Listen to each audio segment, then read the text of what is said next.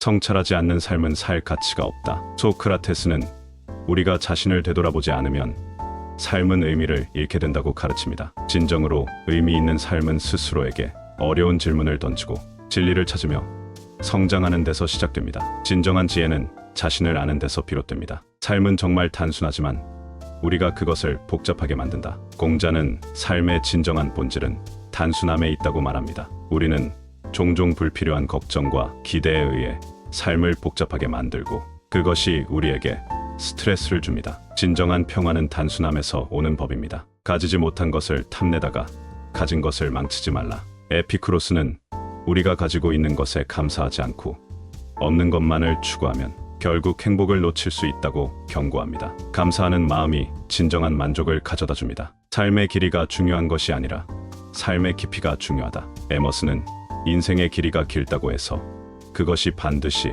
더 의미 있는 것은 아니라고 말한다. 삶의 깊이와 내면의 성찰이 진정한 삶의 가치이다. 유일한 진정한 지혜는 내가 아무것도 모른다는 것을 아는 것이다. 소크라테스는 진정한 지혜는 겸손과 자기 인식에서 비롯된다고 말한다. 우리는 모든 것을 알고 있다고 생각할 때 더 이상 성장하지 않는다. 살아갈 이유가 있는 사람은 거의 모든 어려움을 견딜 수 있다. 니체는 삶의 의미와 목적이 있으면 어떤 고난도 견딜 수 있다고 말합니다. 자신의 목표나 꿈을 가지고 있다면 어떤 시련도 힘을 내어 극복할 수 있습니다. 끊임없이 너를 다른 무엇으로 만들려는 세상에서 스스로를 잃지 않는 것이 가장 큰 성취다. 랄프 wal도 에머스는 세상이 끊임없이 우리의 본 모습을 변화시키려 할 때 자신을 잃지 않고 고수하는 것이 진정한 성공이라고 말한다. 자기 자신을 잃지 않는 것이 가장 큰 성취이다. 내가 삶에 대해 배운 모든 것을 세 마디로 요약할 수 있다.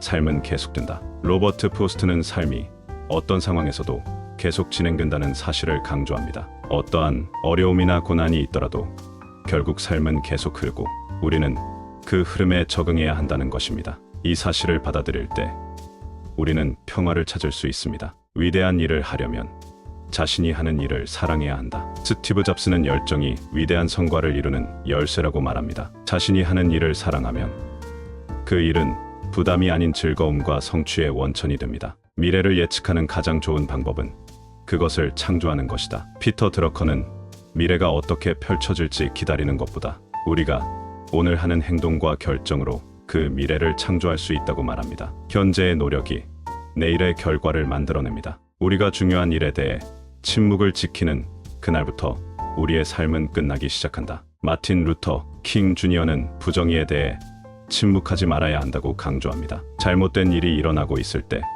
침묵은 그 부정을 지속시키는 결과를 초래합니다. 진정으로 의미 있는 삶은 정의를 위해 싸울 때 시작됩니다. 가장 큰 부는 적은 것으로 만족하며 사는 것이다. 플라톤은 진정한 부는 물질적인 소유물이 아니라 우리가 가진 것으로 만족하고 평화를 찾을 수 있는 능력에 있다고 말합니다.